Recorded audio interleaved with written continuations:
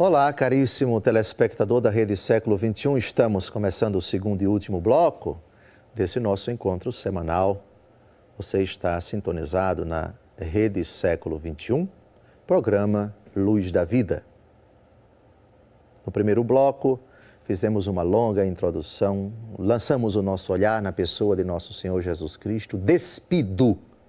Estamos tratando da terceira obra corporal, obra de misericórdia corporal, vestir os nus, no cumprimento daquela palavra de Jesus em Mateus capítulo 25, o juízo final: estive nu e me vestistes, ou estive nu e não me vestistes, dirá ele, respectivamente, aos que estiverem à direita e aos que estiverem à esquerda. Jesus, antes de morrer na cruz, quando chegou no Calvário, teve suas vestes tiradas, foi despido e sua roupa foi sorteada entre os soldados. O tema da veste continua agora com um texto fortíssimo, bastante atual, sempre recorrente na discussão, na tratativa dessa questão da relação do homem com as suas vestimentas. Tiago, capítulo 2, versículos de 14 a 16. São Tiago aqui está desenvolvendo um argumento para dizer que a fé sem as obras é morta. A fé necessita ser traduzida com gestos concretos, sem o que ela é inócua, ela é uma fé puramente conceitual. Aliás, é nesse mesmo capítulo que São Tiago diz que até os demônios creem, mas tremem, é no versículo anterior. Portanto, a nossa fé, se não vem acompanhada de obras, ela é morta. Vamos a esses 3 versículos de São Tiago, no capítulo 2, de versículos de 14 a 16, para a gente perceber o que é que ele diz a respeito das vestes, daqueles despidos, daqueles esmulambados que Deus coloca na nossa vida e nos interpelam. Vamos ao texto. De que aproveitará, irmãos, a alguém dizer que tem fé se não tiver obras? Acaso esta fé poderá salvá-lo?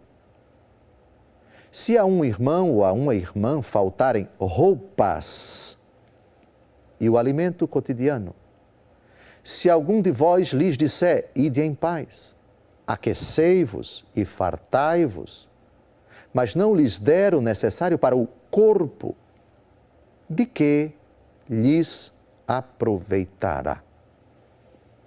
Dizíamos no primeiro bloco que a vestimenta é um direito básico do ser humano, é uma necessidade para ele enquanto criatura feita à imagem e semelhança de Deus, dotada de corporeidade. A veste não é meramente para cobrir as partes íntimas do corpo. As vestes não têm a finalidade apenas de evitar o atentado ao pudor. Também tem essa finalidade. Mas é principalmente para a defesa da sua própria vida. Para proteger o corpo das intempéries, do clima, da chuva, do calor, da umidade relativa do ar. É uma necessidade que nosso Senhor Jesus Cristo coloca de forma bem genérica no Pai Nosso, naquele pedido, o pão nosso de cada dia nos dai hoje.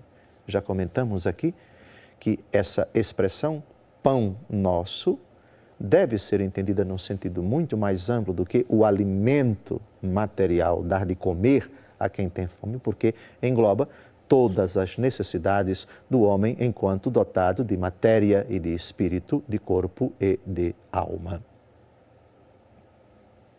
São Tiago, portanto, aqui é muito sensato ao falar das necessidades do corpo, não apenas a comida, mas também a roupa.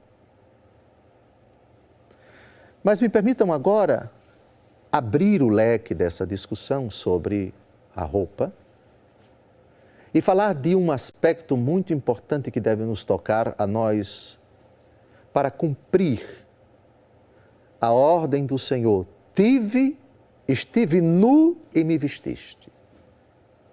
Para bem cumprirmos isto, para não pecarmos contra este preceito, para que a nossa solidariedade com aquele que não tem roupa seja verdadeiramente intensa, constante se possível, recorrente se possível, é muito importante que o cristão lance um olhar sobre o seu guarda-roupa, sobre o seu patrimônio material,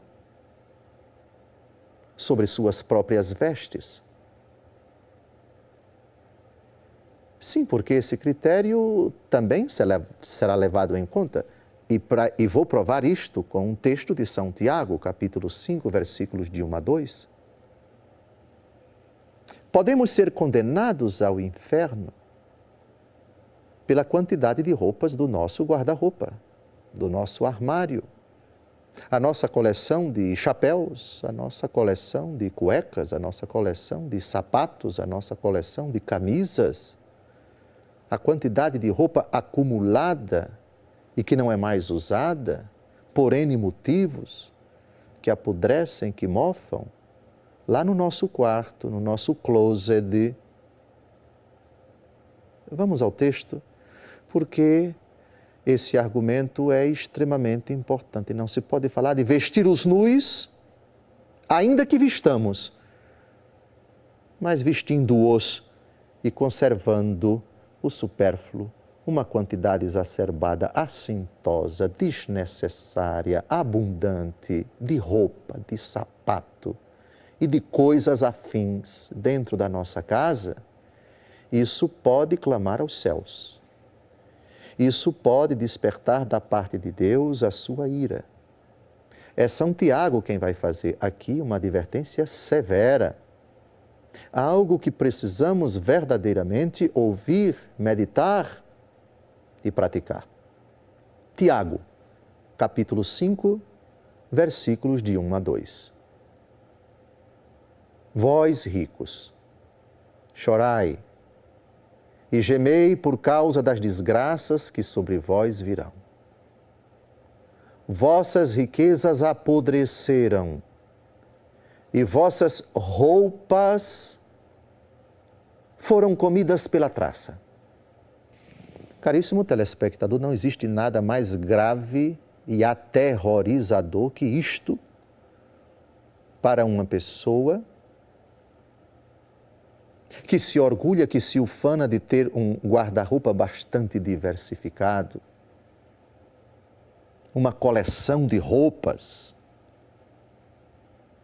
que apodrecem, que são carcomidas pela traça. A constatação de uma quantidade tremenda de pessoas que perambulam pelas ruas, quais verdadeiros zumbis, que vivem debaixo dos viadutos, que não têm onde dormir. Uma quantidade sem fim de pessoas que vivem miseravelmente abaixo da linha da pobreza. Esse guarda-roupa, lotado de roupas, e muitas delas não são usadas porque, segundo alguns, não convém usar essa roupa 3 ou 4 ou 5 vezes nas nossas festas, nos nossos acontecimentos sociais, porque fulana vai comentar, porque fulana vai dizer, usa 2 ou 3 vezes e não usa mais e vai acumulando. Isso é verdadeiramente uma afronta, um insulto aos pobres, um assinte ao próprio nosso Senhor Jesus Cristo, que dirá no dia do juízo, estive nu e não me vestistes. Mas alguém poderá dizer, sim, é verdade, meu guarda-roupa está abarrotado de roupa, mas no final do ano eu dou algumas. Isso é desencargo de consciência, por acaso? Vejam, aqui esqueça a pessoa do bispo e faça um esforço para acreditar que é Deus que está falando agora pelos lábios do bispo. Eu estou simplesmente sendo fiel à palavra de Deus, citando Tiago, capítulo 5. Ai de vós ricos, vossas riquezas apodreceram e vossas roupas foram comidas pela traça. A interjeição ai, na Bíblia tem um significado ameaçador.